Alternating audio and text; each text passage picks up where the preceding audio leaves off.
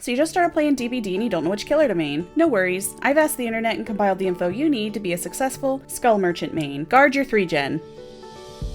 Joking aside, there is a wide variety of Skull Merchant mains, which are, for the most part, overshadowed by the 3-gen mains, who run a build of nothing but gen slowdown perks. This does make it difficult for all of the other mains to actually have some playtime, as a lot of survivors would rather receive an unlubricated prostate exam than so much as risk a Chris 3-gener. It may not be the hours-long standoffs of days past, but survivors have jobs and families they have to be back to, so they slam that DC button and test the integrity of their bathroom plumbing while they wait for the DC penalty to pass and skip past the endgame chat where the 3-genning Skull Merchant explains their complicated plan to lock down a 3-gen from the first moment of the game like they're Light from Death Note. On a happy note, since Adriana's Mori is just a discount Freddy Mori, you're unlikely to have to sit through it. One thing most Skull Merchant mains can agree on is that behavior could have done better. While many of the behaviors you're about to see can be present in the 3-gen mains, the majority of these other mains would rather watch the second Mortal Kombat movie from the 90s in back-to-back showings while stone cold sober than squat on a 3-gen. Honestly, the movies might go faster. First off, we have the love at first sight mains. From the moment that PTB went live and these mains laid eyes on Adriana, they knew they had found their main. This is similar to the Wesker mains that hit puberty the first time Mr. Whisker slammed them against a wall. From the moment they saw her walking like a human Hawaii chair, they knew this was their wifey. These mains don't necessarily have a plan when they get into the game, they're just content to just exist as Adriana and are thrilled every time they meet a fellow enthusiast. While Skull Merchant does get a lot of hate, there are a handful of survivors that see Adriana walking around like she has no bones and uncontrollably chirp,